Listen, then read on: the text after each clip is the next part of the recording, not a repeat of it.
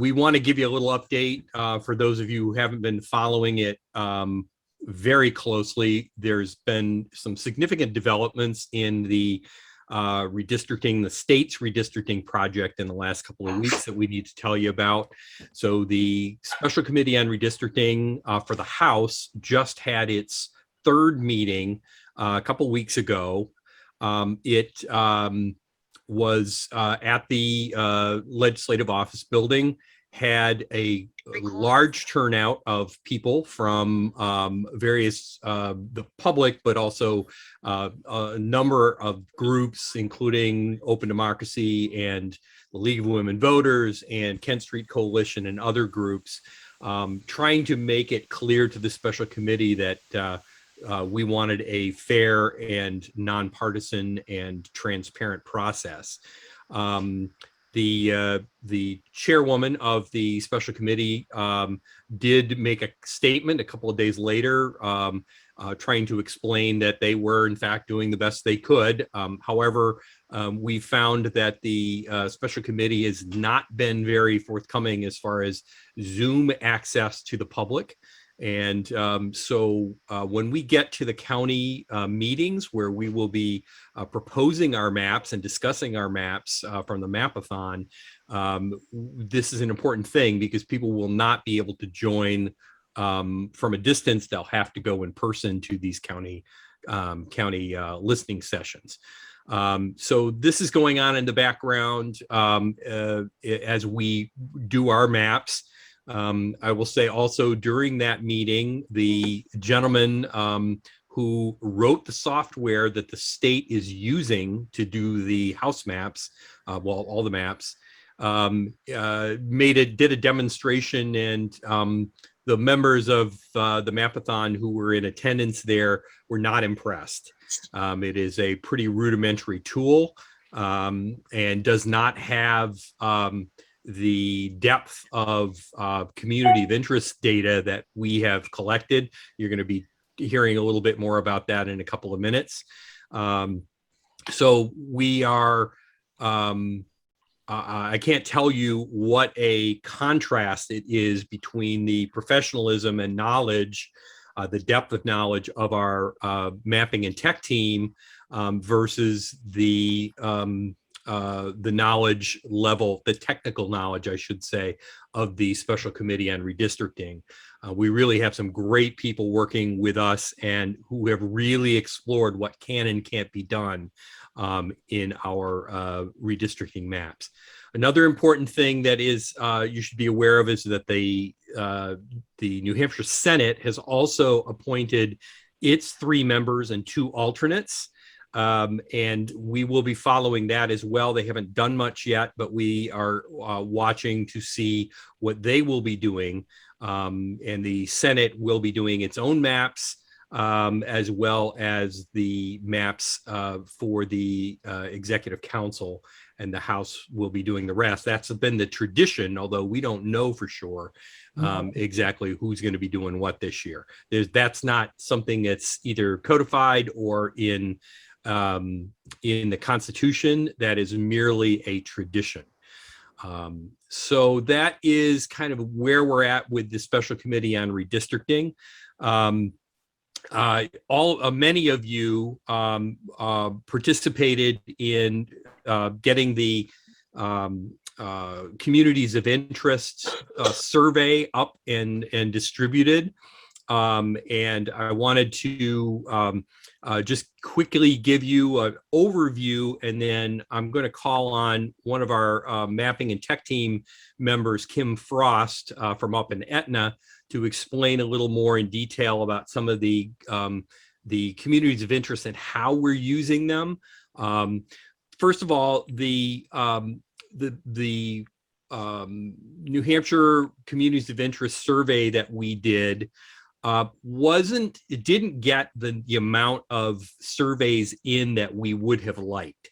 So we were a little short on the amount of data that we had and how we were going to use it. Now we have used this to guide us in this process. We have also taken the community of interest criteria that we set back in our last meetings, second to last meeting, and have gone out and looked for other sources that are communities of interest criteria that you have set. So Kim is going to go into a little bit more detail about that. I will tell you that there's still some work to do on the communities of interest.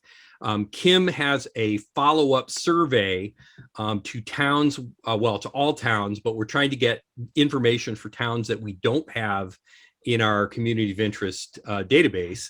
And we could use some help. So if there are folks out there who are willing to make some phone calls to town administrators and town managers, we could really use some help on that, making some phone calls, getting some information. It takes about 3 to 5 minutes per phone call to do. So we would we can help you guide that, and give you a script and all that. We also need some volunteers for going out to the county listening sessions, public listening sessions, and I'm going to talk a little bit more about that a little later. So I am going to turn it over to Kim, and Kim, I have to double check and make sure that you have co-host status so we can share. You can share your screen. Let me see where you are.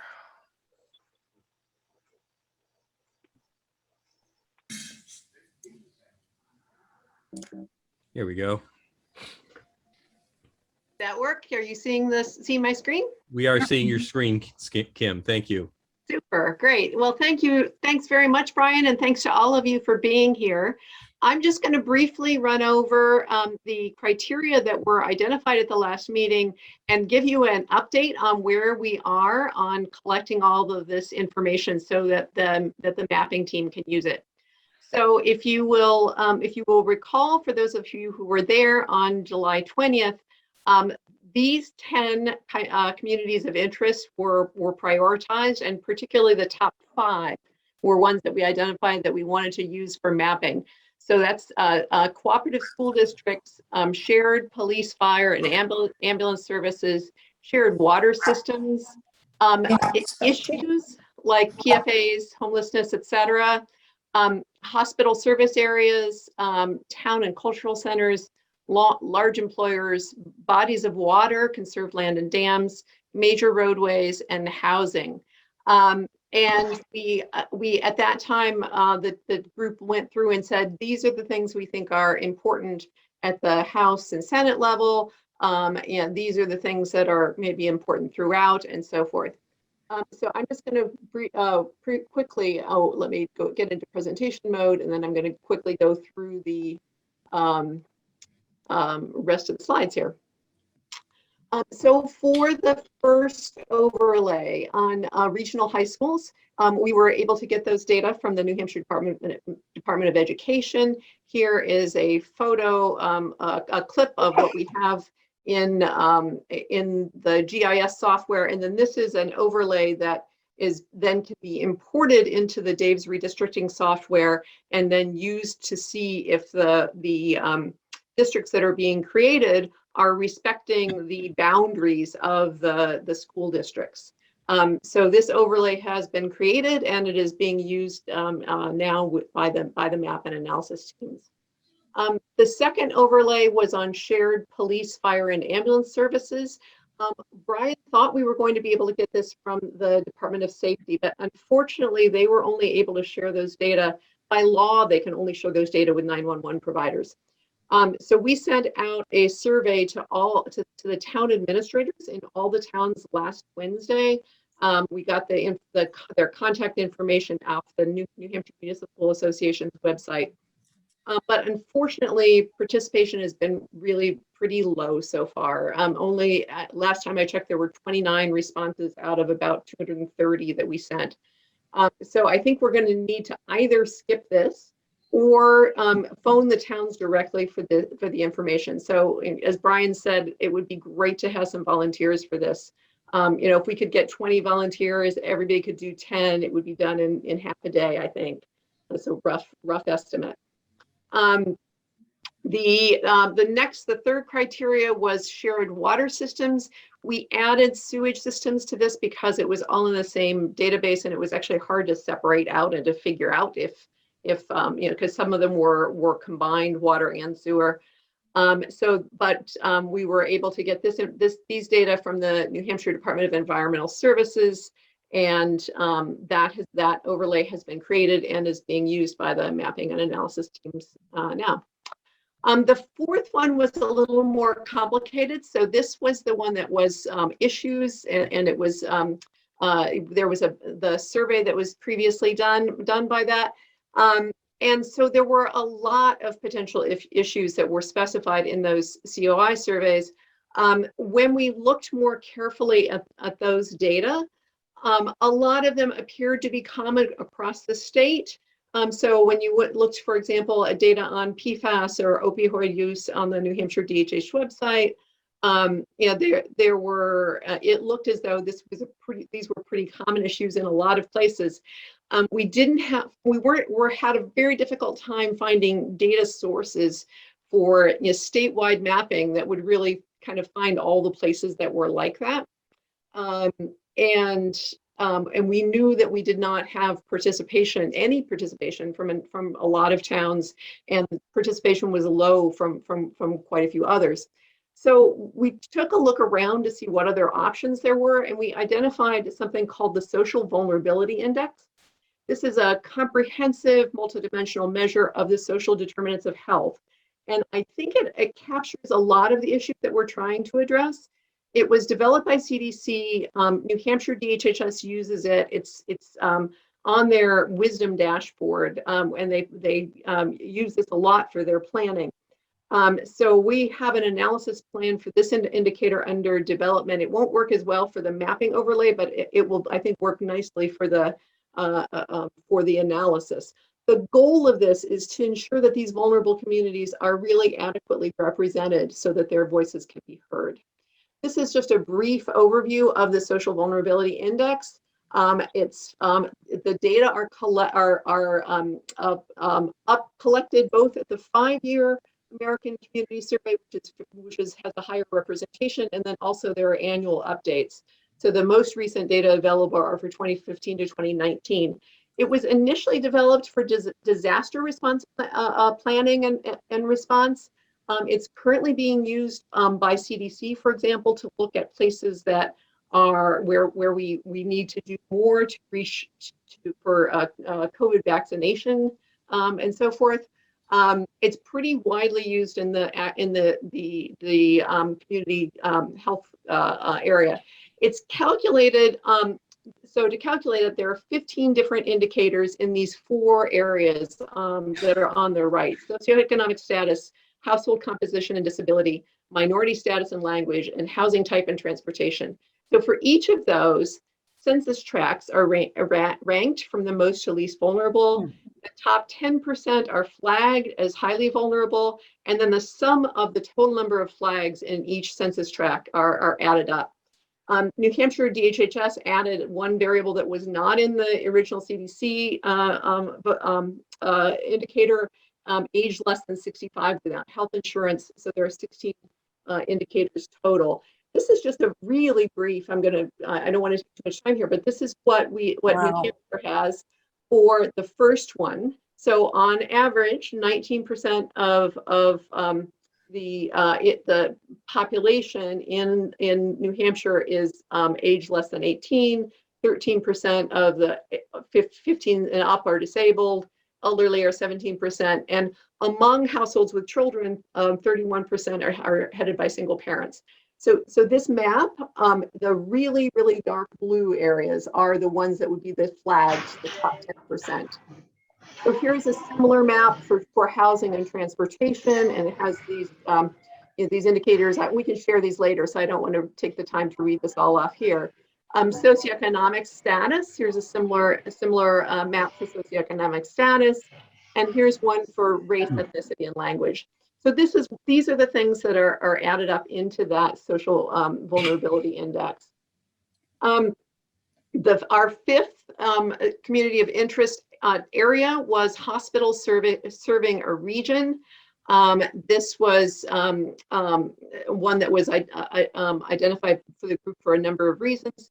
Both the hospital service areas and public health regions are available from New Hampshire DHHS. New Hampshire DHHS uses public health regions and counties, but not hospital service areas in dashboards. As far as I can tell, those hospital service area data are not really used for things like public health planning. We did speak to someone who's really an expert in health systems research, who thought that hospital service areas were not an ideal indicator for this. So, based on that, we switched to the public health service areas. If the group feels strongly about that and wants to reconsider it, we can certainly have that conversation. But that was the rationale for switching from hospital service areas to public health service areas. So we've created a overlay here of the public health service areas, and that's currently being used by the mapping and analysis team. So the other six we said were not to be used for overlays and mapping. But we wanted to propose another one. So really potentially focusing on regional planning commissions. So this could be used potentially in addition to the 5 on the previous slides. The data are really readily available from the New Hampshire Office of Strategic Initiatives.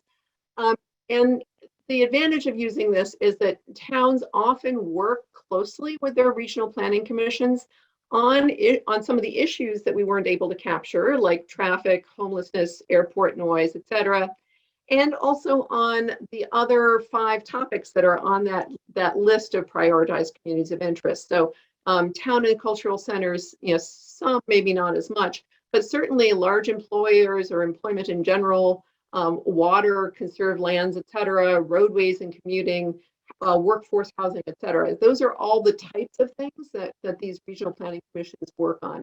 So this is another way to potentially capture some of that other data.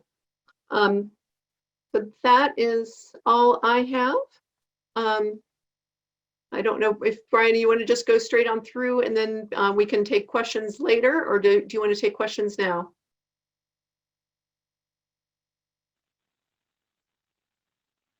We can take a couple questions now. I would like to just tell everybody to make clear that these are overlays over the voting districts.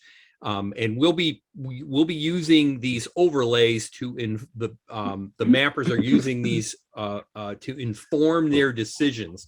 And David will show you in a minute how it works with the software. So we create these overlays, we import them into our software, and then we overlay them onto the voting districts so that we can see how the lines break on the maps and whether we're including towns that we should be on there. So David will do a demo of that. You'll be able to see that in a second.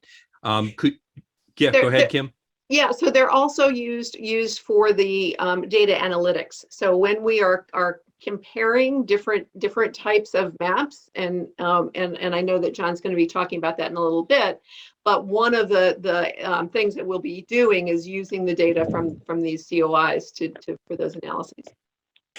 Kim, I had a question. Bernie Cameron from Deerfield. What was the reason that was given as to why the hospital service areas would not be a good factor for the communities of interest?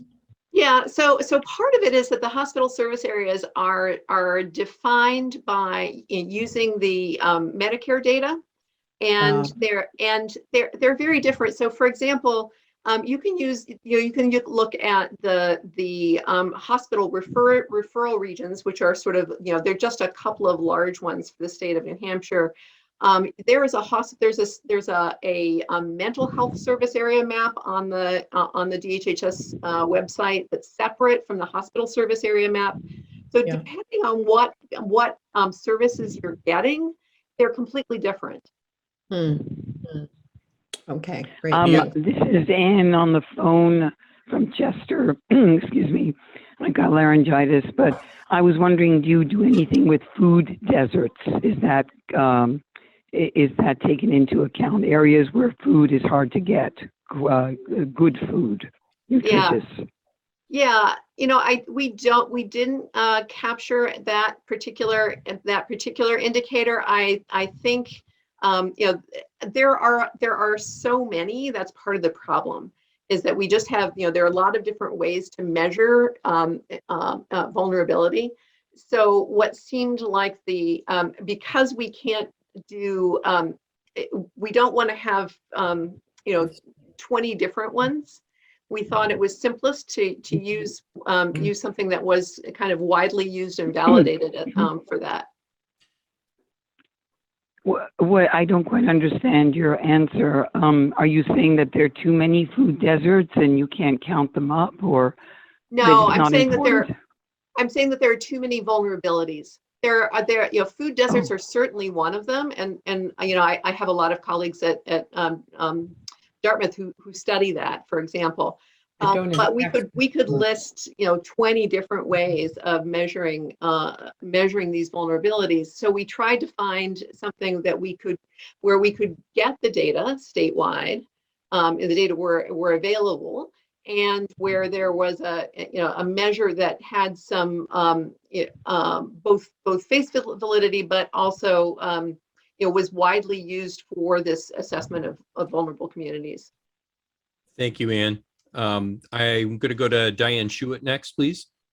Thank you very much. I just wanted a clarification. That figure of 31% of households with children being single parent, was that data from DHHS, or what was the source? That's data that's the census survey. So that annual survey, it's done every 5 years, and then there are updates in the intervening years. So it's part of the census data collection. So it is current to this. Yeah, latest. It's 2019. Thank you. Mm-hmm. Bob Perry. You have to unmute. Yeah, thanks. First off, regards to Diane, Representative Schuett. Brian, you mentioned in the beginning of this call that we were developing much more criteria than the legislature. So to provide a reference point and possibly a refresher, what is the New Hampshire legislature going to consider? Is it population only, or does it expand beyond that? We were told in the last meeting, Bob, that it was only population data. You can interpret that as you will. One of the state reps, Matt Wilhelm, started to ask the question about whether racial data was being considered to make sure that New Hampshire was in compliance with the 1965 Voting Rights Act requirements, and the chair interrupted and said that the special committee was only going to be using data that was required by the federal government. So we don't believe that as far as data sets in their software, that they will be using anything other than population data. And the chair reiterated that it was a math problem and that we should only be considering the mathematics of the maps and not communities of interest. Okay, that does clarify it. So, yeah, I mean, we're going to have a lot more information than they will be working with.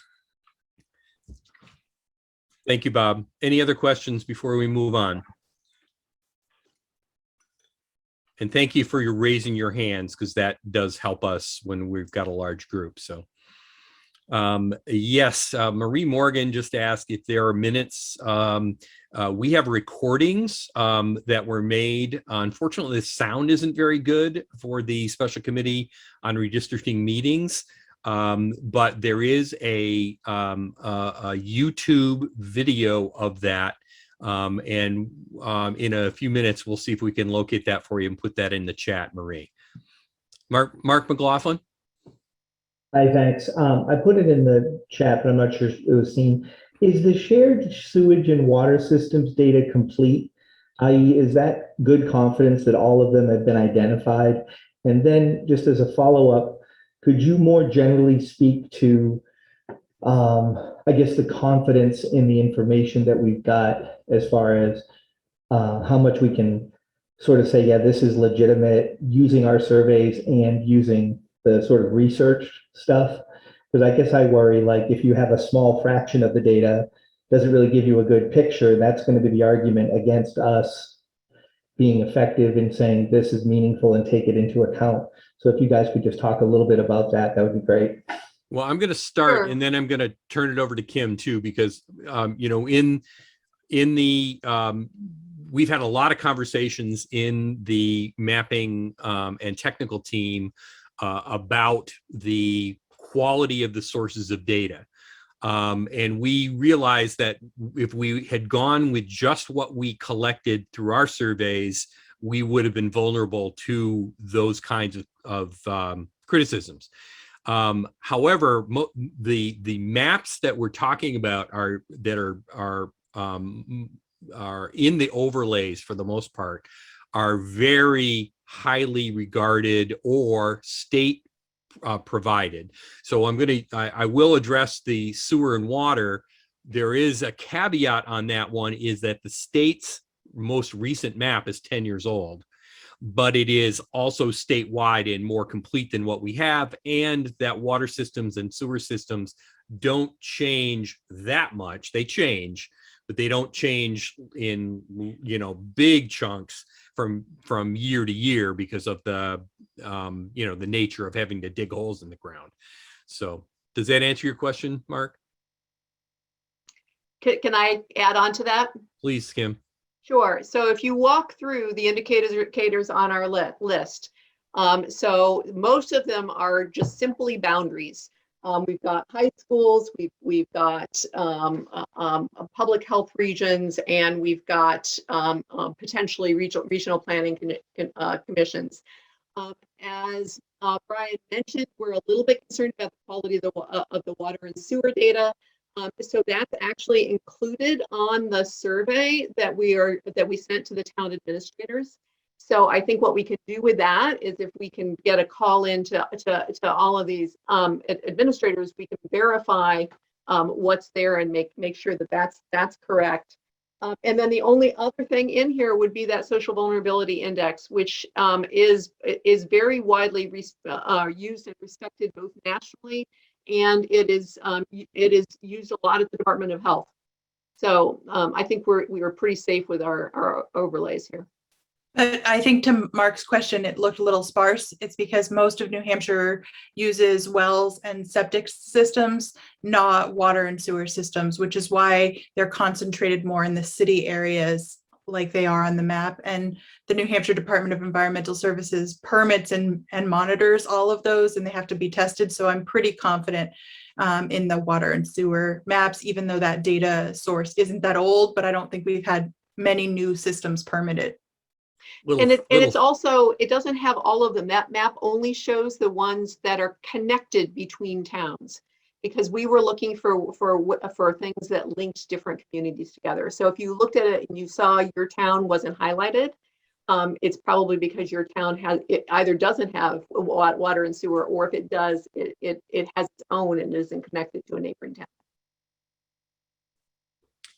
All right, it is 6:30, so we should probably be moving on to David Andrews, who's been the primary mapper. All the mapping team members have learned the software and figured things out, but David has evolved as being the primary mapper, and you're going to see a lot of his work this evening.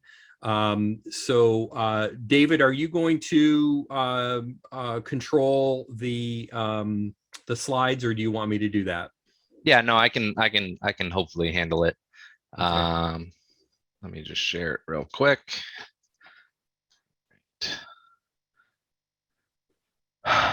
Yeah, so I'm gonna just a quick rundown. I'm gonna walk through kind of each of the different levels. So starting with congressional, then going to executive council, and then state senate, and then a little bit of the House as well. We're going to show kind of like 2 maps each of kind of with slight differences in them, and just to kind of give you an idea of what we're doing. And then I'll probably jump into a couple of the maps just to kind of give you an idea of what I do and what I look at when I'm creating a map, and kind of the give and takes that occur when you are doing mapping, because you can't have it all. There is no real perfect map. So first off is the congressional map. I think it's generally considered a pretty good map. It's got a good balance of rural and urban. It was, I think, 2 people off in deviation, so it was very close in population, and the districts are fairly competitive. So that's all good things. And David, to be clear, this is the 2010 congressional map that we're starting with, and then we're going to look at the new ones. Yeah, sorry. Yeah, so this is the old one from the last 10 years. It does split a lot of high school SAUs, which is one of our criteria. Splits public health regions, and it splits a bunch of counties. You can tell just off the bat that some of them, like Campton, is clearly kind of an outlier. It would be nice if they put that into District 1. And so, yeah, so first we'll just jump into what criteria that I looked at when I was creating the following 2 maps that you'll see. Population, we want to have very close. Preservation of towns, contiguity, preservation of cities, and then we get into the kind of the core ones, which is the preservation of COIs, the preservation of counties, and then the preservation of cores of the prior districts. So the last one is a criteria that we only have for the congressional districts. So what you'll see is very similar to the current map, because what I did is I started with the current map and then I adjusted it from there. So you won't see, for instance, like a southern district and a northern district. You'll see them, and they're very close to the current map. It's just kind of shifted a little bit, just to kind of align with the other criteria that we have. So this is the kind of first option that I created. It's got pretty low deviation. It's got that same good balance of urban and rural. The districts are fairly competitive. It keeps the Lakes region together, and it keeps the cores of the districts together more than the next one, which you'll kind of see what happens. The cons of it are that it splits a couple high school SAUs. I think it's Canterbury and Belmont, and then over here as well, it splits one. It splits 3 public health regions, and it splits 3 counties. And that's, I think, yeah, I forget exactly where the counties are, but we can look into that a little later. So that's kind of the first one, and then the second one you'll see is pretty similar, but the difference is that the Lakes region moves over to District 2. So and then the kind of region over here goes to District 1. So the kind of suburbs of Manchester, and why it's kind of a little bit funky here is that these 2 are in a high school together, and this is also a regional public health region right here. So it looks a little bit funky, but I'll show you in the overlays how it kind of why it looks like that. So this one has very low deviation, 0.05%, which is really good. It's still got that same balance. They're pretty competitive. It doesn't split any of the high school SAUs. It keeps Manchester suburbs together, which is a good thing. it does split 2 public health regions, mostly because one of them splits a high school SAU, and then the other one might do the same. I forget exactly, but and then it does split 3 counties, and it doesn't keep as much of the core district together as the previous one. You can see that. So this is the previous one. You lose that whole kind of area here, but you gain over here. Oh, so it's a give or take kind of thing. So I'm gonna just jump into this one real quick, just to show you kind of the overlays and give you an idea of what we're kind of what I look at when I'm doing the mapping. So this is it's a little bit easier if I turn off the precinct lines so that you can kind of see. I'm gonna leave them on, but you can see that these are the white are the outlines of the high school districts. So you can see that we are trying to keep those together, so that the line between the districts should always be white. And in this case, it is. So that's a good thing. And then what I do is I jump back and forth between the different kind of overlays that we have. So I'll toggle off the high school, and then I'll toggle on the public health regions. And so you can see this is why we have this little extra over here, because I think it's good to keep the suburbs of Manchester, but then with New Boston as well, it's in a high school district with Goffstown, and it's in the same public health region as well. So, and then you can see that we do cut it off a little bit here, and then this is a little bit cut off here. But overall, it tracks pretty well with the public health regions. And then for no, this is what I want to do. And then for the counties, it does a decent job. It does split up a little bit, but if it would be drastic if you had to keep all the county lines together.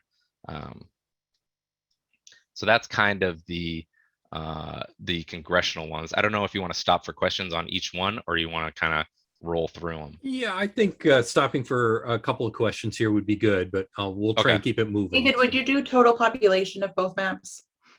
Like what? Like on the side there where it tells you the population. Oh, okay. So these are off by 187 people on each. The other one, open somewhere, is off by 2,000-ish. And then in 2010, theirs was off by 2. So, so yeah, the 187 is a little bit of a better number, I feel like. But if anybody has a question on those.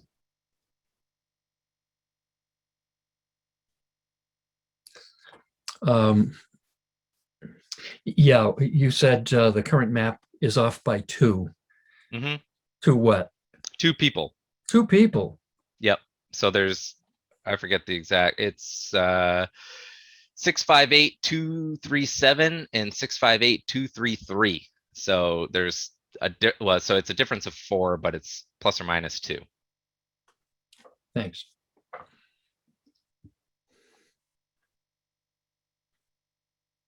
Do you want to go to the next slide and I'll launch a poll? Oh, maybe I can't launch the poll. Oh, it's not letting me launch the poll. Sorry, David. It's okay. Yeah, so this is kind of just a side-by-side comparison. You can see the kind of differences here and here. Maybe if you could just put in the chat if you prefer option 1 or option 2, that would be great. Mm-hmm.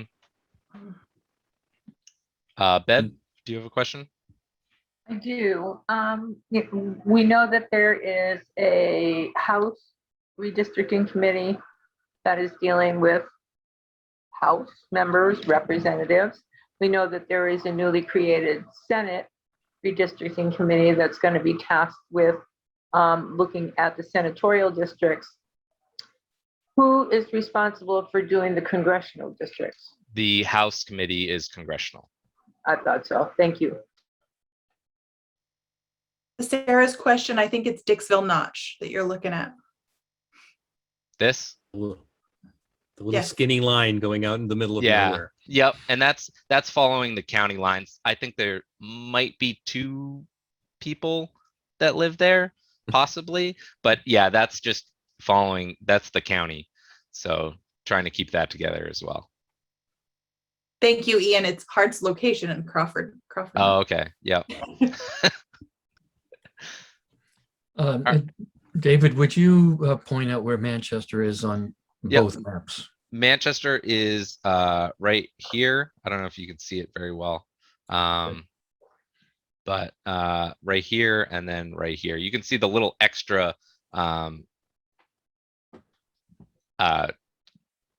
right here, which is just kind of the suburbs of Manchester. It's Bedford and Hopkins, or not Hopkins, New Boston.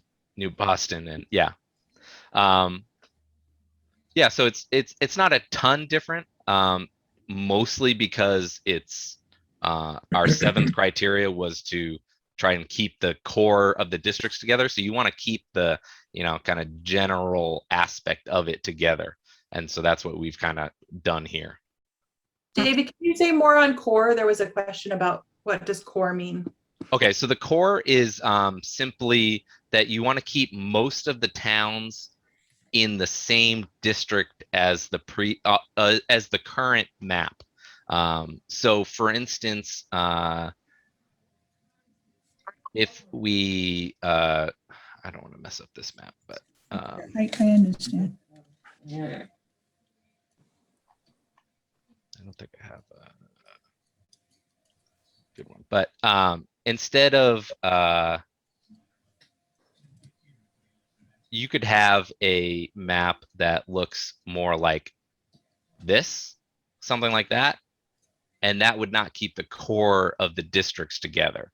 It's kind of a completely different map, So it's gonna they look very similar to the original, to the 2010 map.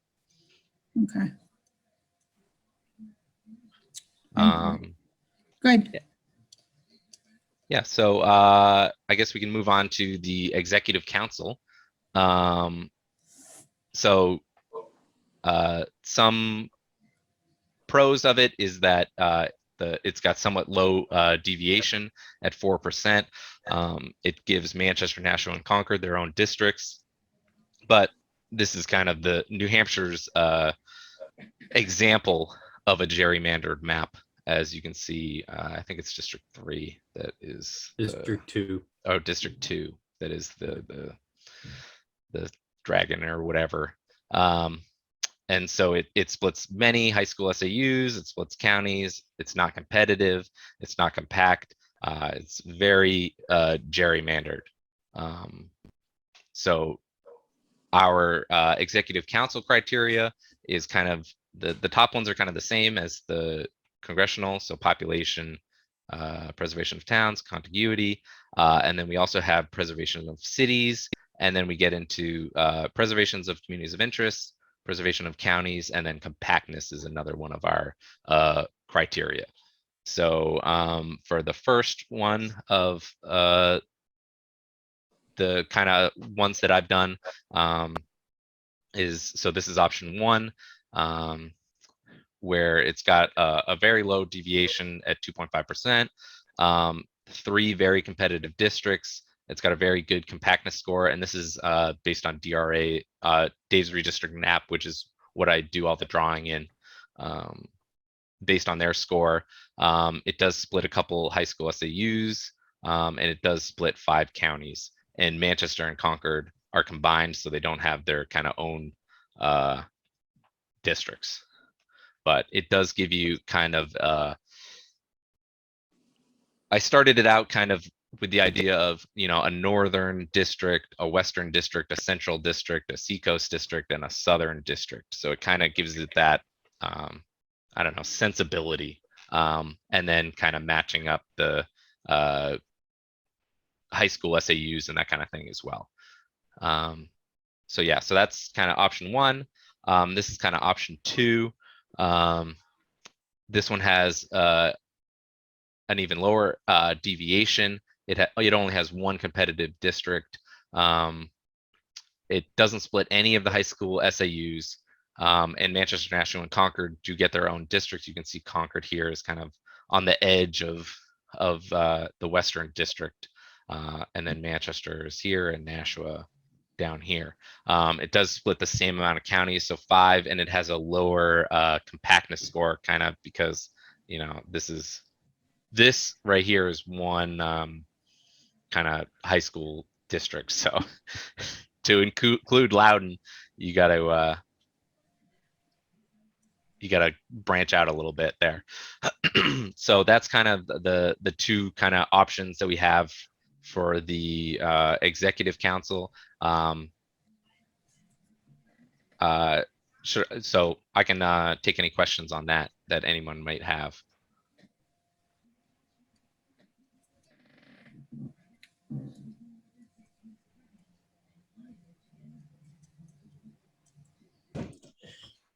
Liz Tenturelli asks about the competitiveness of option 1.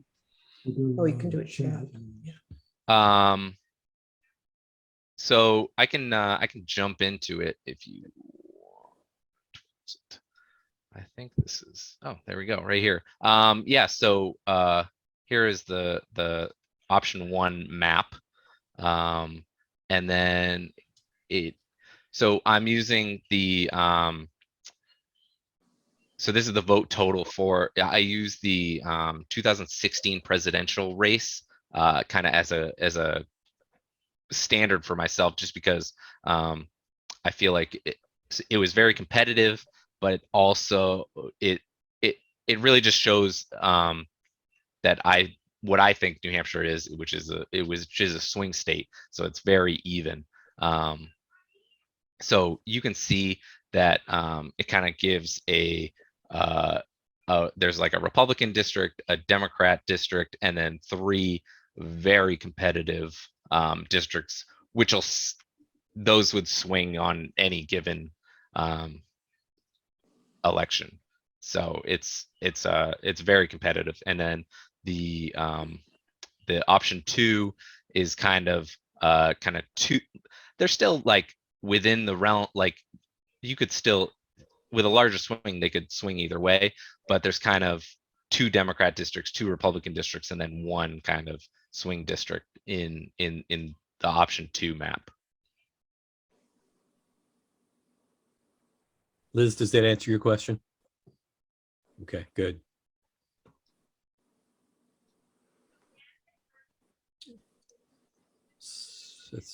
Mark has his hand up.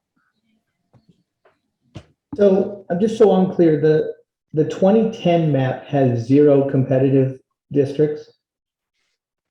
Yes, well, it depends on how you kind of define competitiveness, but for the most, like I can show you this is the current one, and you can see that, wait, is this the current one? I guess it is. It did kind of switch to having 1 competitive district. I should have marked that in. I didn't actually even look, but you can tell that right here, this is kind of the district 2, which is the kind of gerrymandered one. It's shifted a lot over the last 10 years. It was a little bit more of a kind of a packing, if you will. David, can you make those numbers a teeny bit bigger? They're really little. I don't know if you can or not. I don't know if I can. Just I might not do be your able screen to. bigger.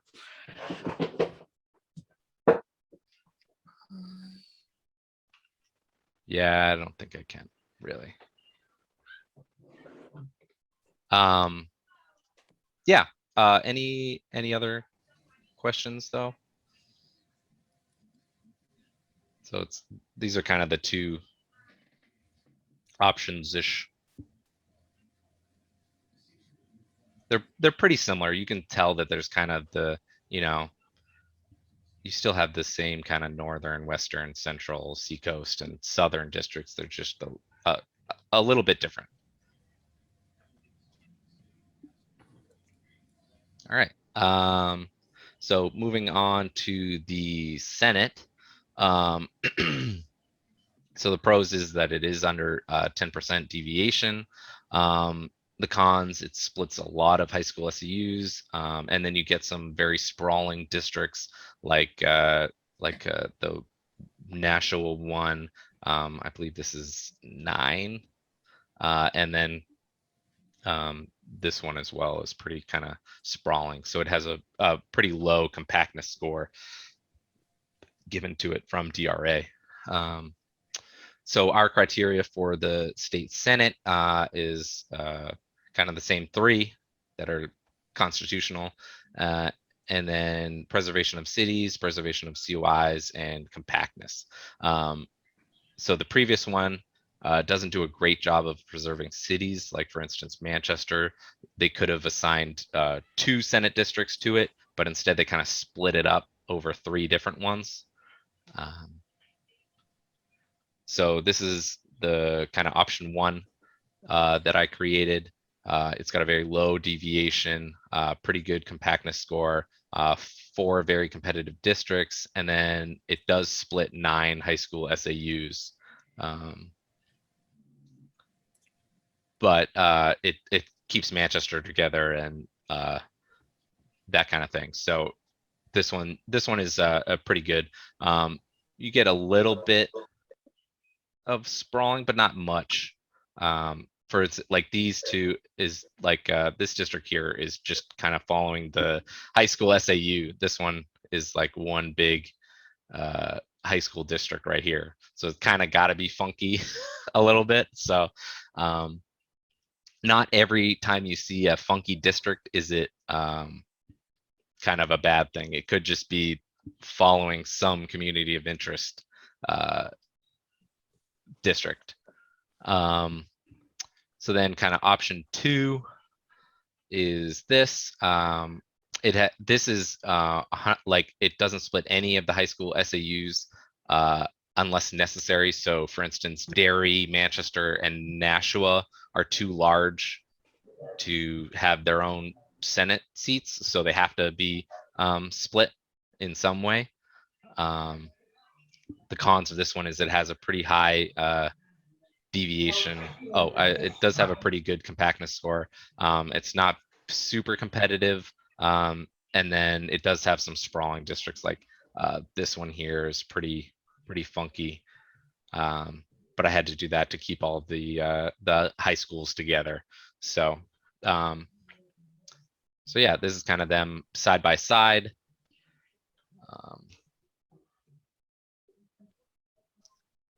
Any questions on those? Can you jump into DRA and show us what you did like the last time with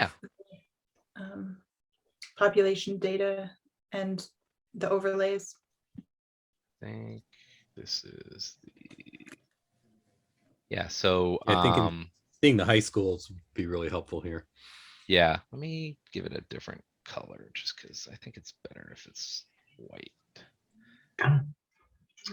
Maybe. Okay, so you can kind of see the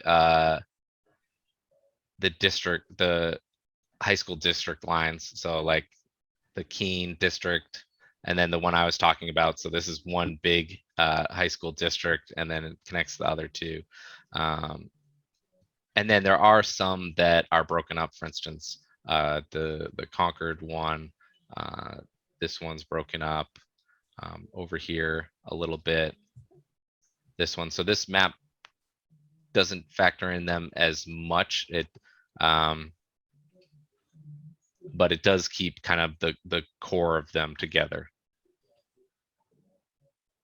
And once we we'll talk about what we're going to be doing for kind of the analysis of these maps. So once we have the kind of analysis set up, it'll be a lot better. It'll be a lot easier to kind of judge these maps against each other. You'll be able to see the numbers behind these maps. Mhm.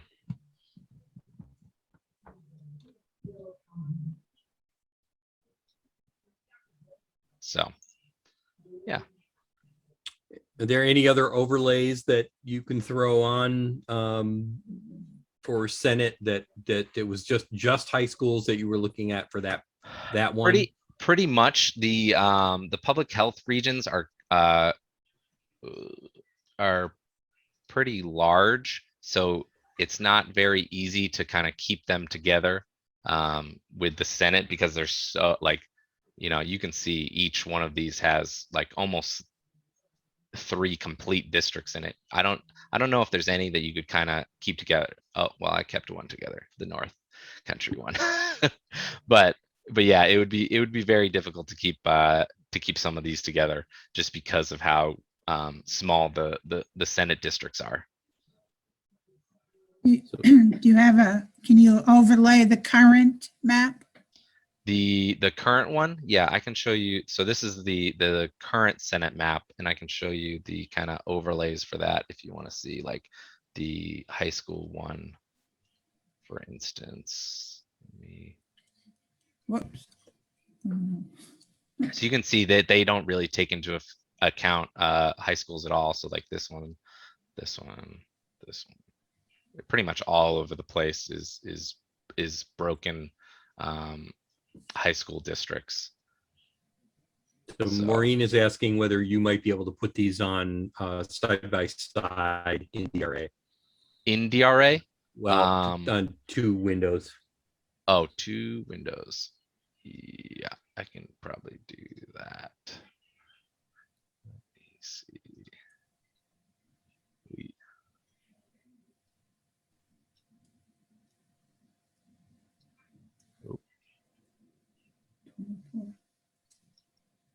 So this is the point at which I'm glad that David's driving the car and not me. Let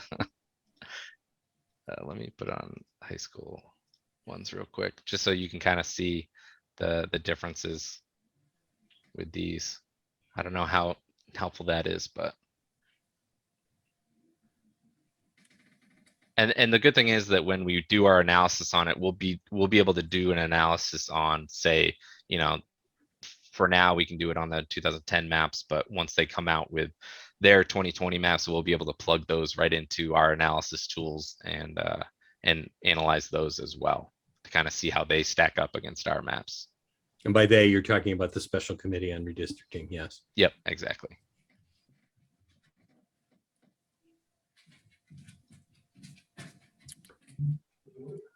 Okay, any other questions? And just a reminder that raising your hand really helps us a lot. Okay, Diane Schuett says something about party splits. I didn't quite see that. Oh, like voter, Yeah, kind of what kind of competitiveness? Yeah, so for instance, the current Senate map is not super competitive. You can see, so kind of the really good way of judging it is to kind of see how many kind of competitive districts there are, and you should have the easiest way is that you should have, this number should be pretty close to the midpoint of how many districts you have. So for instance, there's 24 Senate districts. So kind of the 12th and the 13th district should be about this. So for this case, it's 6, 7. The kind of the 12th and the 13th are about 3% lean Republican. And then beyond that, it's another one. So there's kind of 14 lean Republican. And then after that, it's even for a couple, and then starts leaning Democrat after that.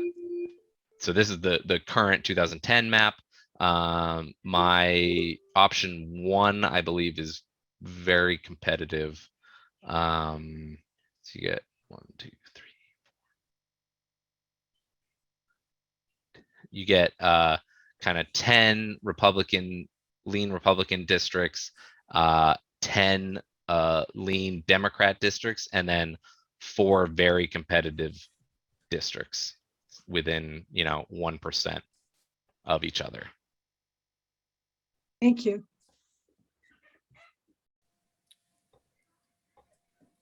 Any other questions for David?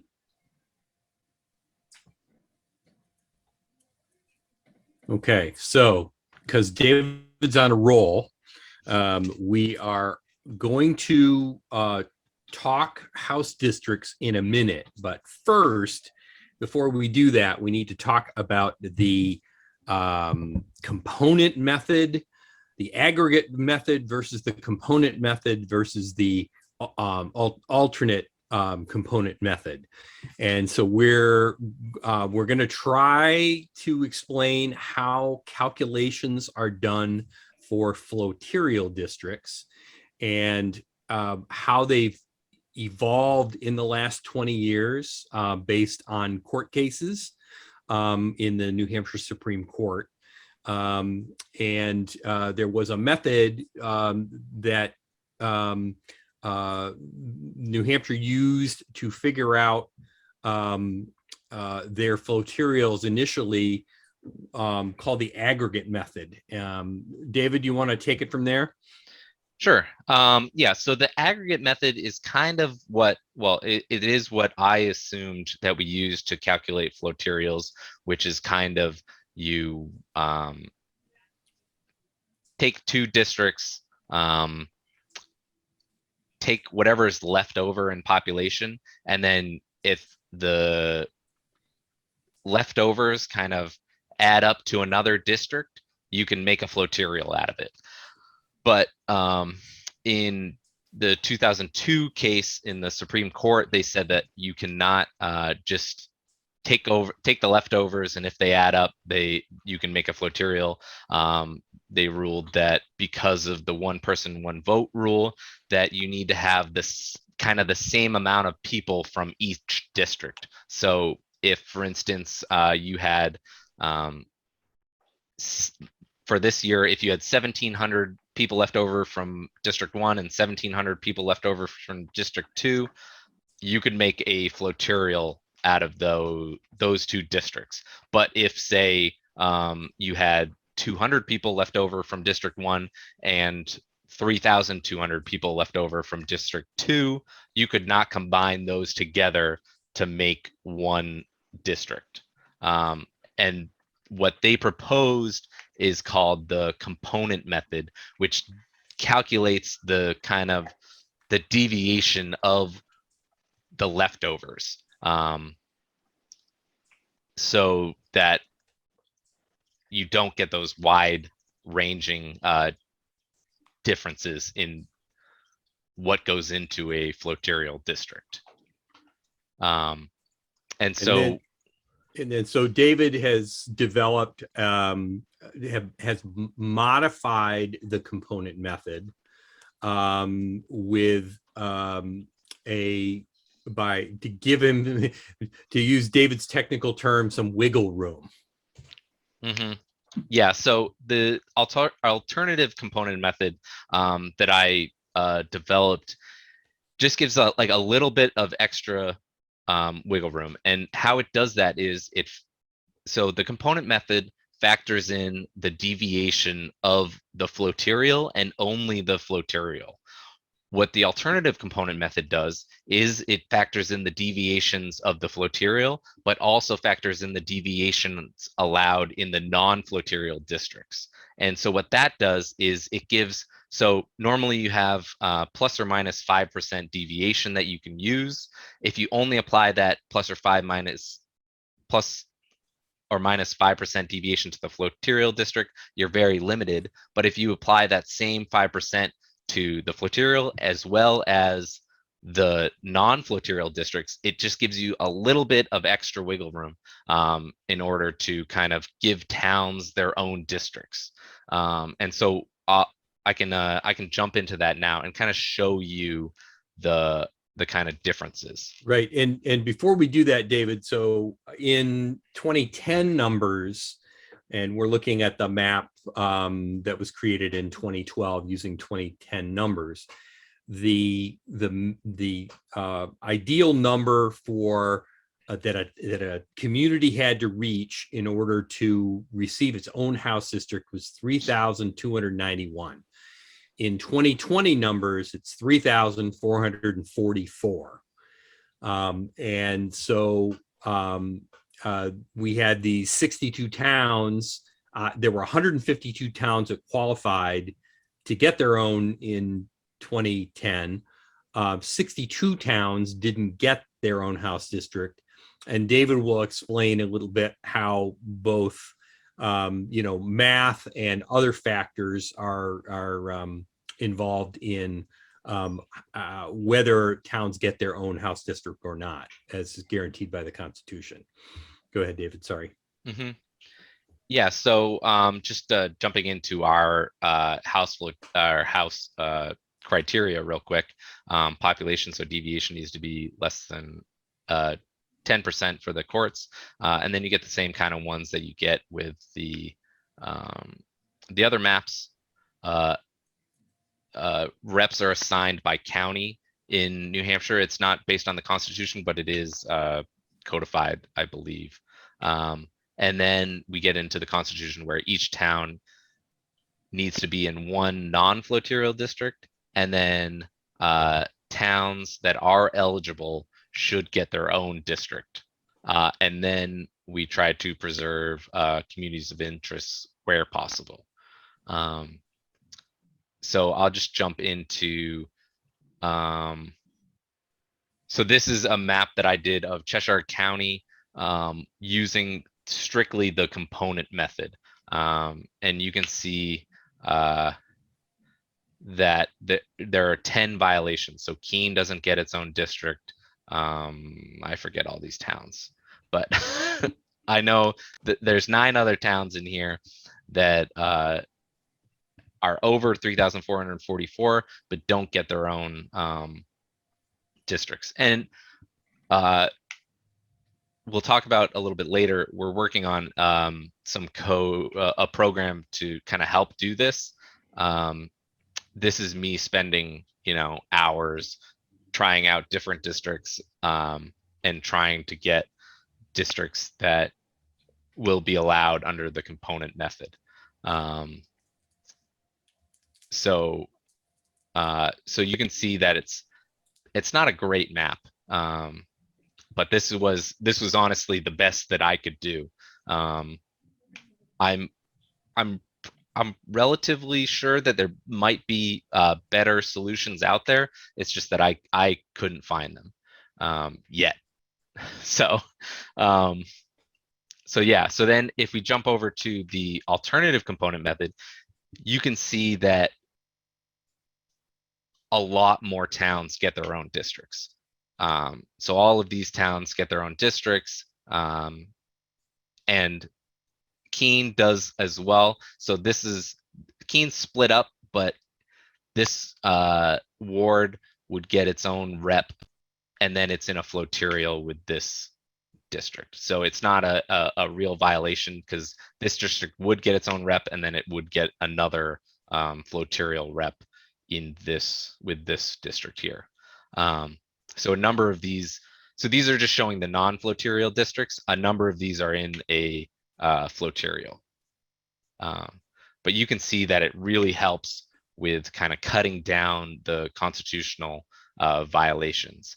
But it's not just kind of as open as the, say, aggregate method would be. It still has to kind of, towns that are in a flotarial still need to have relatively the same amount given to the flotarial. It's not, I don't think it would, I think this method would hold up under the Supreme Court kind of scrutiny. So David, just to interject here. So we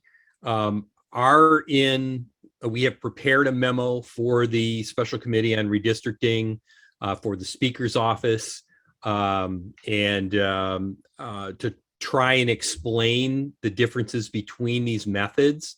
because we are confident that this could make a significant difference in the compliance with the constitutional requirements, as well as and we're, the objective of trying to get towns their own House district if they're eligible. So that is in progress. So we will be letting them know, the Special Committee on Redistricting know about this prior to their mapping effort. We're trying to make sure that if the state's not aware of this, to do this, and we're also trying to figure out how we can make the courts aware that there may be a better way to do this. Yeah, so you can see just side by side, more different colors is better as they get, we want kind of as small of districts as possible so that they get better representation. Another example is Merrimack. This should be, I accidentally put necessary, but this is 8 unnecessary violations. So there's 2 violations that need to happen in Merrimack. So one of which is Chichester, where I live. Chichester is surrounded by towns that are large enough to have their own districts. Therefore, it needs to be combined with one of them. Same thing with Canterbury, and the same thing with Dunbarton. So all 3 of those are kind of, those need to be, they have to violate the Constitution in one way or another. So this is kind of the component method. It has 8 unnecessary violations. So you can see Pembroke, Epsom, Pittsfield, Hooksett, Bow, Hopkinton. All of those don't have their own districts when they actually should. So that's with the component method. And then with the alternative component method, there's only 2 that are necessary in the Dunbarton and Bow. So Bow would be a violation, and then Chichester and Canterbury, so Loudoun would be a violation. But then, Pittsfield, Epsom, Pembroke, Hooksett all get their own, Hopkins gets their own. So it's really only the ones that are kind of required. So you can see again that it definitely helps to get their own districts.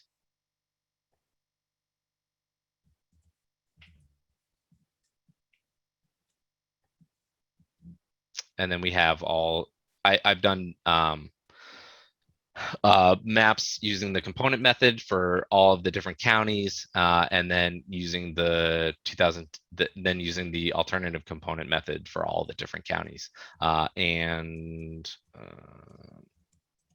So with the component method, I came up with 67 violations. This is actually down to 66 because Phil found a better one for Belknap. But then with the alternative component method, I came up with 25 violations. So you can see that it cuts it in more than half.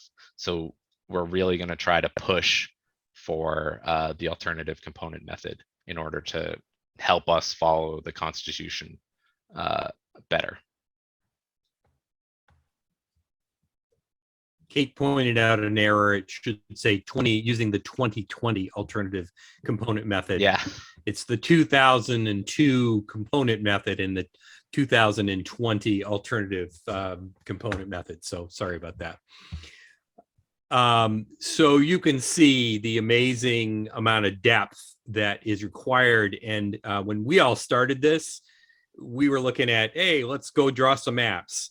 Well, it is a whole lot more complicated than that with the court cases and the sophisticated mathematics.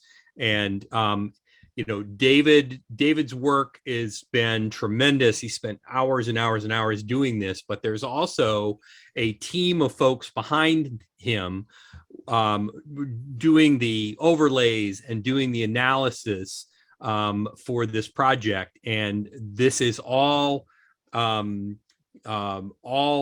important pieces of doing fair maps.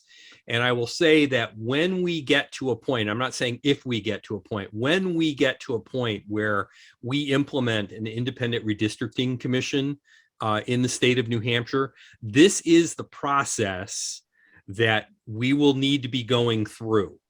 And I think this is a really good exercise to find out what steps we need to take as a state and what that commission will need, the kind of data that they'll need to have, the kind of conversations they'll need to have.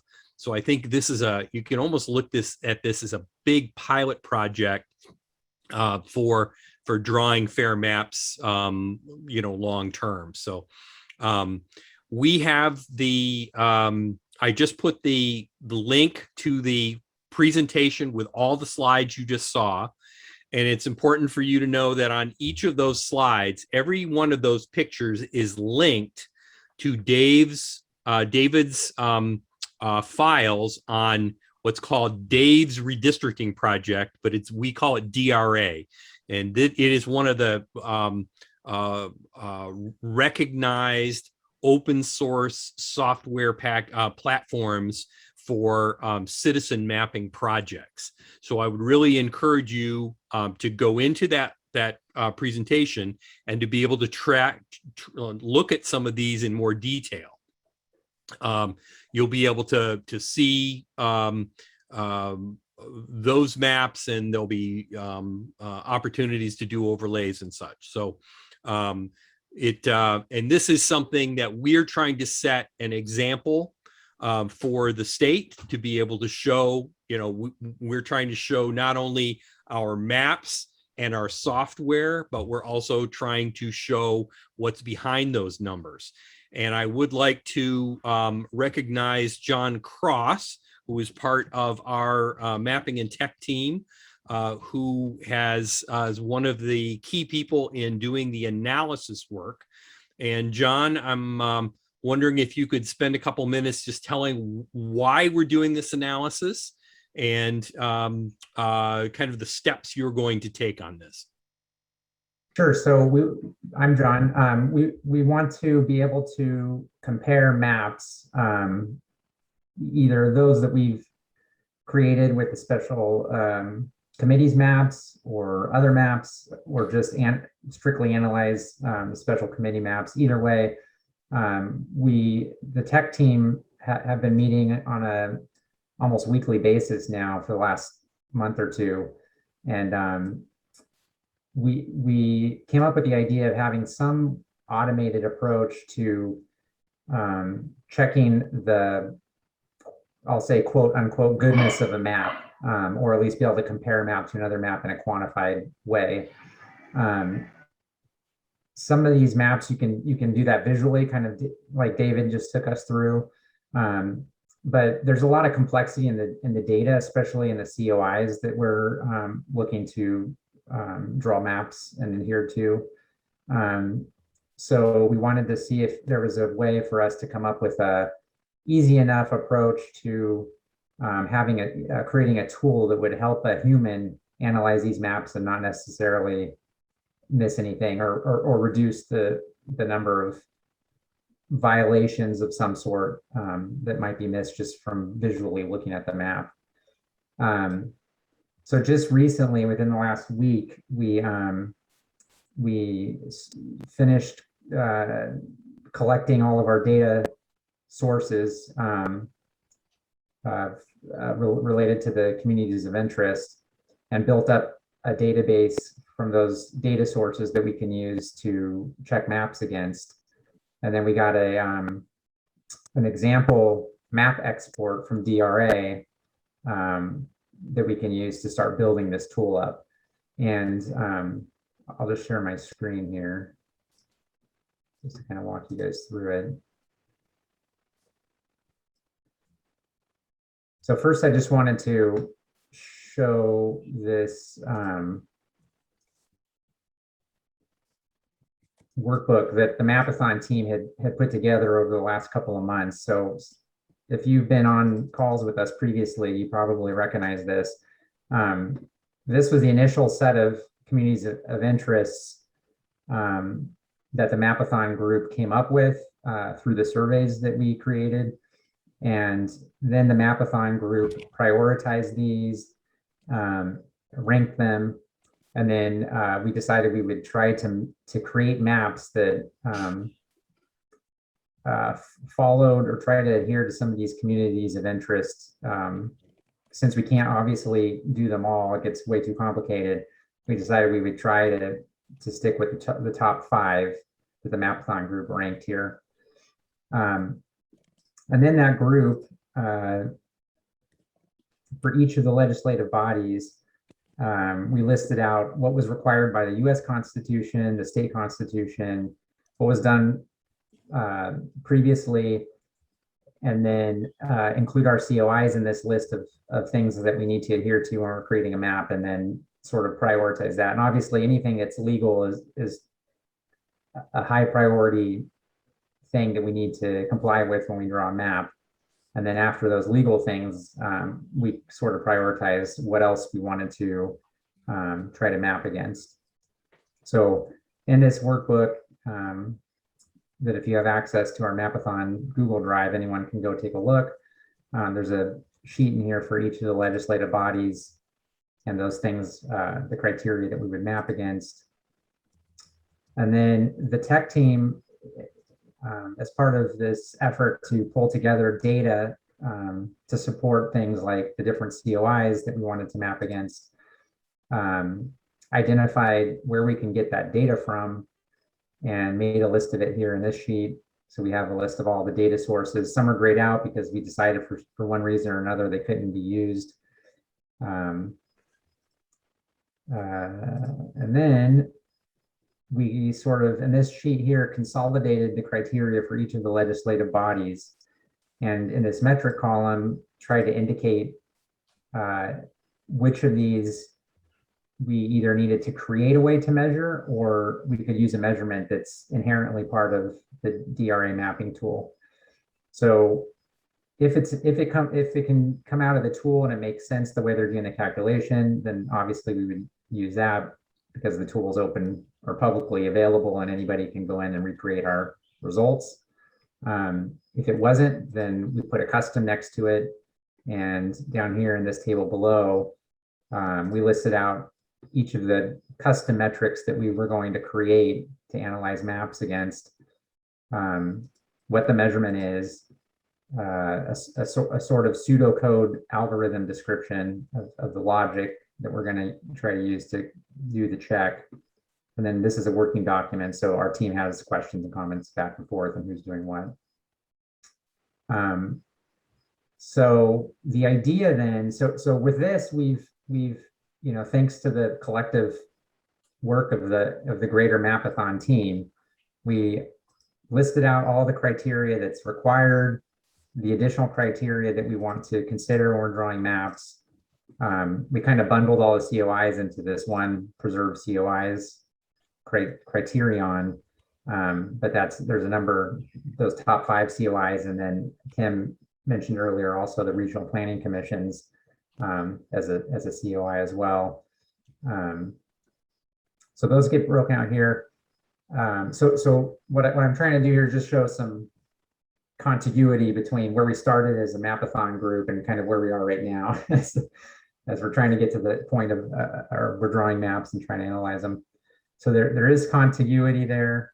The next step is to actually create the tool. So what we've decided to do is come up with a tool in an Excel workbook, essentially. And our kind of top objectives were to create a tool that could analyze a map, give us some indication of how good the map is, and have it be done in a way that's totally transparent, and anybody without a lot of Excel experience could use this tool and understand it. So So what we've come up with so far, and this is really, kind of hot off the press, it's been coming together during the end of last week and this week, is a workbook that contains a number of worksheets.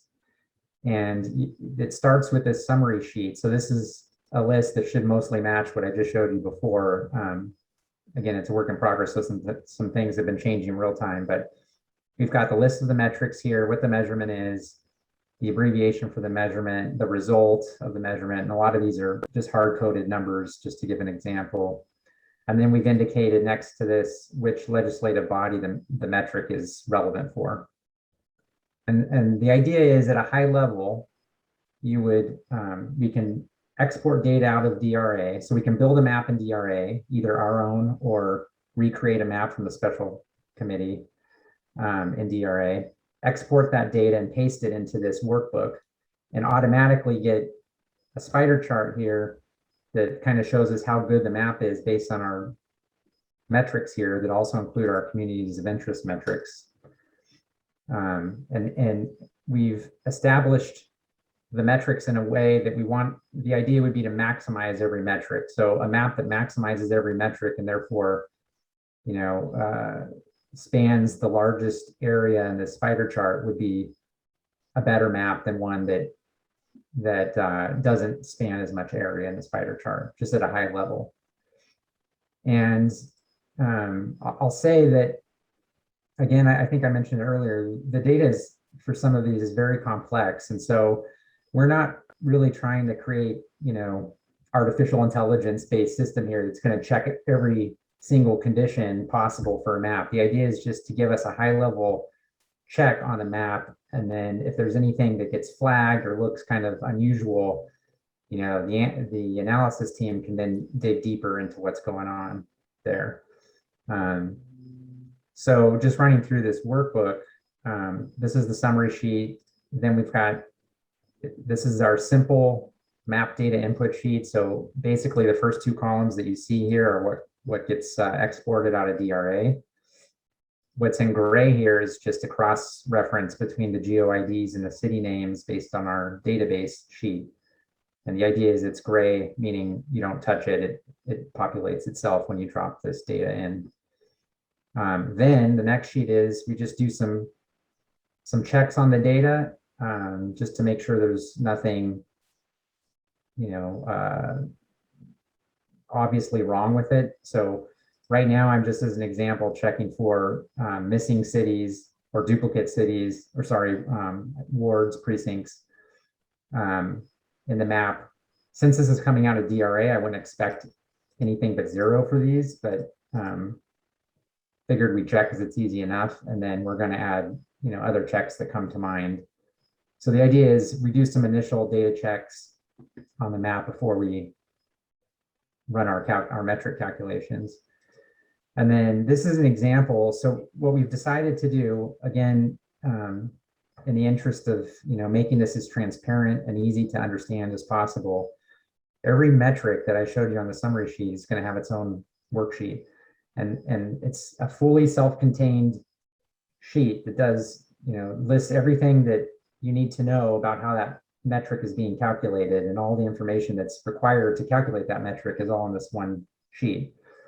So, and the idea is every metric sheet is going to look similar. So if you understand how to read through one of these, you'll understand how to read through all of the metrics and how they're being done. So first we do some data checks on the map data that are specific to this particular metric, which is checking to see if cities have been preserved in districts. So the idea here is to catch any city that shows up in more than one district, which would indicate that the city's been split between districts.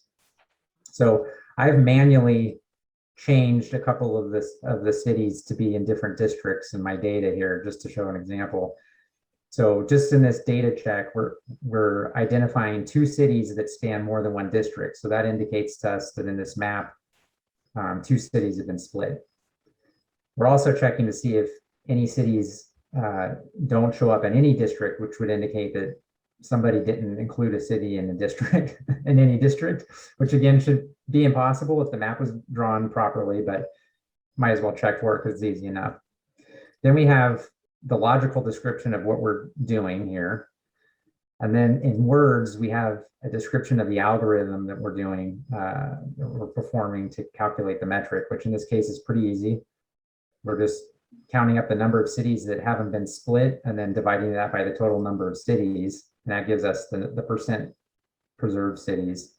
And I've made a note here that this counts an unrepresented town as not preserved. So if we had something other than a 0 here, meaning there was a city that didn't show up in any district, it would be counted as a not preserved city because it's not showing up in any district. So at least at this high level, it's as bad as a city being split. So John, ultimately this could be, if somebody comes in and wants to look and challenge our work, they would be able to recreate what we've done on the basis of the data that is supplied here. Is that exactly correct? Right. Yep. So we for those of you out there who are Excel experts, there are a lot of ways to do this more succinctly, more compactly. We could have used Visual Basic scripting to do this and had it all calculated in the background. But we're throwing all this information in here so anybody can, to Brian's point, see exactly what we're doing is without much effort. You can certainly just click on a cell and see what the calculation is that's being done also. But the idea here is to allow anybody, with varying Excel experience to understand what we're trying to achieve here. And so, like I said, this is the kind of word description of the calculation we're doing. This is the actual calculation. So it's just showing you the number of cities that were preserved, the total number of cities. Now I've been messing around with this data. So the numbers here might not make sense, but anyways, it's making a calculation. And then that calculation is being reported on our summary sheet here. And so the idea is we're going to have every one of these sheets, like I said, will be used to calculate a specific one of these metrics, and the result will show up in the summary table here. And for this specific metric, I'm using a pivot table against the map data, checking how many times a city shows up in a district, different districts. So this is a pretty simple one. And then I'll just show that at the very end of the workbook is our database sheet. So this is the source data, truth data for all of the checks that we're doing. So all of the community of interest information is in this large spreadsheet. So as we're doing our checks, we're depending on what the logic is behind the check, we're probably for all of the metrics, there's going to be some cross-referencing between the map data that you saw on one of the first sheets and then this data set here. And then the idea of how you would use this would just be, we'll have a copy of this, a master copy in our shared Map-a-Thon drive, and Brian's can make it available to whoever wants to use it. So somebody could create a map, drop the map data in here, get the results on the summary sheet, and then save it. And that workbook would be specific to that map that was analyzed. And so if you were analyzing multiple maps, you would just make multiple copies of the workbook. This is amazing work, John, and team for this. There have been a number of people that have been involved in the creation of the data that then got put in by a couple of folks. So it is now 7:34. So we're going to need to, we have one more thing to tell you about. We had David made reference to the, and John, I want to say thank you for the presentation for that. And we'll be giving you more links as this gets completed in the next couple of weeks. When we get to September 21st, we hope to have a lot of these finalized, and you'll be able to look at our final links. And then by October 1st, we hope to have everything locked down, and we'll be releasing the maps and the data to the public. There is one other tool that's being developed, and Phil Hatcher from Dover had to leave a little early, so he's not here to talk about it. But Phil has been working on a tool that will make suggestions on House districts so that it can give us more options than we puny humans may have thought of. So there's a similar type of tool that is in the software that the Special Committee on Redistricting is using. And it was usable for 6 counties, the author told us, but is not fully functional. And we're a little behind that schedule. We kind of decided to do this midstream. And so Phil has been working on developing this tool, which will also be something that will help us in the future as we go forward as a state, and could be a useful tool for an independent redistricting commission. So with that, I would like all of the tech team members to raise their hand so that you are raised to the top of the screen, if you will. And I want to recognize all the folks that are here tonight. And we do have some that are not, but John Cross and Kim Frost, David Andrews, who else is here? Ian, where's Ian? All these folks have been, John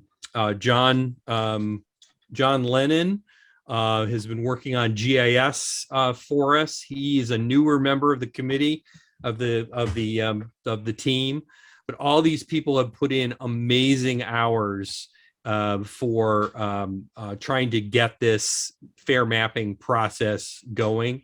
And I just want to say thank you to everybody who participated in this. It was really, it's been a amazing ride so far, and we have more to go. So when you see their final effort in a couple of weeks, we're going to owe them all a debt of gratitude. So thank you all for that. Olivia, is there anything else that we should cover this evening? No, but we do want your input. We were going to launch a poll to have you give feedback, but we really need some time to digest everything we've heard tonight. And so we'll send out a poll to get feedback, but also if you are reviewing the material from tonight, you have questions for the team, please send an email to Brian and he'll make sure to make it that it makes it to our MAP team for questions. Mark, did you have a question? Yeah, just real quick. I mean, what an unbelievable amount of information to process and kind of think through, but I'm just trying to think about how to tell my friends and family about this and not lose them in this morass of stuff. I mean, I think I can follow up, but I'm not even sure I'm onto it 100%, but I think I have I'm much more informed than I was, but I'm concerned, especially when you're trying to bring this to the committee and these nuances and stuff and selling this. I guess 2 questions. First is, what would be a good reference book for everyone if they wanted to tell us, hey, read this or find out about it this way? Would it probably be the Open Democracy website to learn the most about it? And then the second thing would be just to kind of give us some more motivation.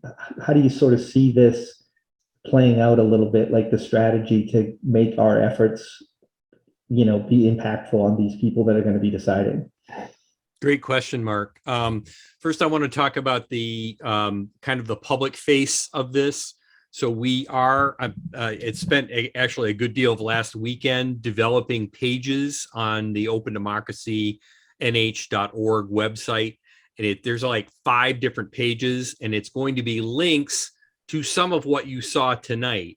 But it also comes with some narrative as to what the why, like why are we doing this, and the role that this will play. Strategically, our hope is that we can set a higher bar for the Special Committee on Redistricting by making this a transparent process and a more thoughtful process as far as the way that we're considering the communities of interest. these communities of interest are vital to fair redistricting, so that, you know, towns that have a long history together are properly linked, or if they have these other connections through water systems and so on that we talked about.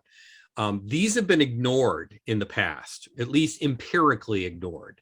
It's possible that, you know, the mappers have not arbitrarily, but it said, well, I think those two towns have something in common, so we're going to connect them. This is a much more methodical, empirical method of doing that. So we will be going out to the press and sharing these maps. We will be going to the county listening sessions, as I indicated earlier. And our intent is, and this is important for all of you who would like to help us, when we go to the counties, it's unlikely that Brian Beal from Belknap County is going to be able to speak in Carroll County at that public listening session. We will need people on the ground in the counties to speak to the room of people. We do intend, however, to have tables outside the room with posters of the maps that we're creating, as well as having computers available if we have Wi-Fi at these locations. So we will be making it very public and be able to have conversations with the people in attendance, but also with the press when we go to these events. So that is a great way to help, is just to be part of that, to show up to those community listening sessions, to volunteer to help us. And then we will start to push these out and get these maps out to the greater citizenry. And Mark, to your question about, like, you think you understand it all, but like, how do I explain it to my friends and neighbors? Like, we at Open Democracy, I know the League of Women Voters, members of our MAP team are happy if you want to invite any of us to speak to any kind of community group to help do that public education work that you're talking about. I see a number of people on this call that are really good letter to the editor writers. Like, we're going to need lots of different voices carrying the message that, one, it is possible to draw fair maps. We've illustrated that tonight, I think, with a lot of analysis, that we do not need to draw partisan maps. And I think that part of that accountability will be needed going forward as well. But we're here, so you please feel free to reach out to folks if you need that. And also the slides Brian will share, we did hit record day because we know there were people who couldn't make it, and we do want to share this and help us be less wonky and technical about it too, because we've been living and breathing these things and are talking about the alternative component method, and I know that that's not vocabulary words for most people. I just put our YouTube channel into the chat. We have 2 workshops that we combined forces with the League of Women Voters New Hampshire, with Kent Street Coalition, with Granite State Progress, in doing a redistricting summit back in April. And then again, we did our fair redistricting workshop a couple of weeks ago with Yuri Rudensky from the Brennan Center, which is a really good 1-hour workshop for legislators and for the press on what the building blocks are for a fair redistricting process. So those are both good. Both of those videos are really good for people who don't know a lot about it. But there's still lots of actions to take too. Stay tuned to our team members who are taking actions right into the committee and taking other redistricting actions too. So if you want to be part of one of our Open Democracy teams, which meet to take action, we'd love to have you join us. And thank you to the 7 volunteers that said that they'd try to help us call to towns for that. And if we will take additional volunteers willing to call town administrators and ask them, which do you share your police department or your fire department with other communities to make us fill in all of that data too. All right, any other questions for the good of the order or? All right, well, thank you all for coming this evening. I want to again, let's do some applause for our tech team, mapping team, for what a great job they did in getting this data together. Thank you to all of you, because without the foundation that we've been creating over the last couple of months, this never would have happened. So thank you all for your passion about this, and let's get this done, right? We'll see you in a couple of weeks. Next Map-a-Thon is September 21st, as we finalize our maps that we're going to go out into the world with. So I hope you'll put that on the calendar. It's a Tuesday, September 21st at 6 p.m. All right, have a great night, everybody. Thank you.